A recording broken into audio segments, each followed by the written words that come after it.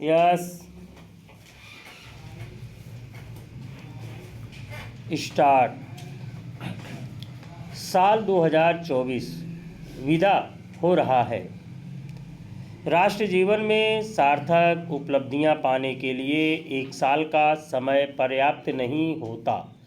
इसके बावजूद बीत रहे साल की विदाई और नववर्ष के स्वागत स्वाभाविक होते हैं। साल 2024 की अनेक उपलब्धियां हैं। विश्व में भारत की प्रतिष्ठा बढ़ी है, राष्ट्रीय स्वाभिमान बढ़ा है, तो ऐसी उपलब्धियों को लेकर सरकार और विपक्ष के बीच तकरार भी हुई है। हालांकि राजनीति में बीत रहे साल बड़ा अवमूल्यन हुआ है। संसद में बहुत कुछ अच्छा नहीं घटा। संसदीय भाषा की कटुता से देश आहत है। इस साल 8 राज्यों के विधानसभा चुनाव हुए।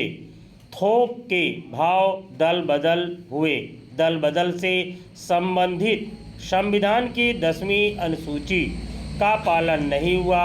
अनेक सपने पूरे हुए, अनेक टूट गए, अनेक प्रतीक्षित है। लेकिन इस साल का सबसे बड़ा झूठ है संविधान और आरक्षण समाप्ति को लेकर था।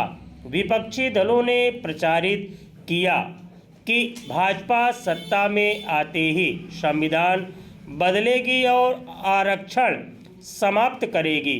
भाजपा की तरफ से बार बार सफाई दी गई कि ऐसा कुछ नहीं होने जा रहा। बेशक राजनीति में सबके अपने सत्य और अपने झूठ होते हैं। वरिष्ठ कार्यकर्ता भी अर्धसत्य या असत्य का सहारा लेते हैं, लेकिन संविधान बदल देने और आरक्षण समाप्त करने संबंधी झूठ निंदनीय है। इससे देश भर में भ्रम फैला। संसद में भी यह झूठ बोला गया है। पूरे देश में इसी झूठ को प्रचारित किया गया, जबकि कृषि, जन स्वास्थ्य, रोजगार और ऐसे ही अनेक मुद्दों पर सार्थक विमर्श नहीं हुआ। याद रहे कि संविधान जड़ नहीं है, यह राष्ट्रीय आवश्यकता के अनुरूप परिवर्तनीय है। संविधान निर्माताओं ने संशोधन प्रक्रिया भी संविधान में ही लिखी। डॉक्टर अंबेडकर ने संविधान सभा में संविधान संशोधन का प्रस्ताव पेश करते हुए कहा था, जो संविधान से असंतुष्ट है उन्हें सिर्फ 2/3 बहुमत प्राप्त करना है।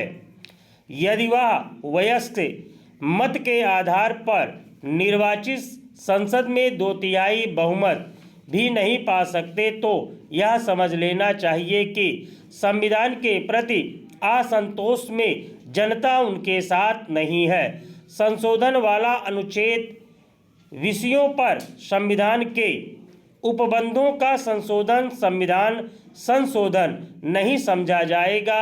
ऐसे संशोधन के लिए साधारण बहुमत चाहिए।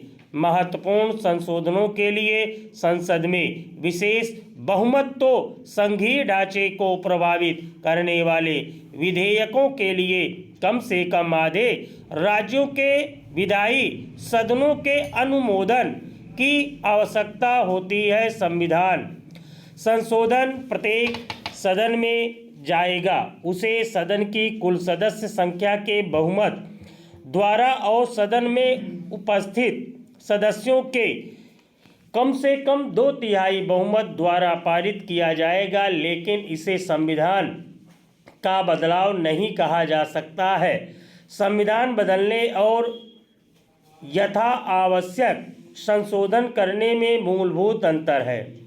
संविधान निर्माता कठोर प्राविधानों के समर्थक नहीं थे, इसलिए उन्होंने राष्ट्रीय आवश्यकता के अनुरूप संविधान संशोधन का प्राविधान रखा। राज्य विधानमंडलों के समर्थन से संबंधित अपेक्षा अमेरिकी संविधान की अपेक्षा अधिक उदार है। अमेरिकी संविधान में 3/4 राज्यों के समर्थन की ज़रूरत है, लेकिन भारत में आधे राज्य विधानमंडलों का समर्थन पर्याप्त है। स्टॉप।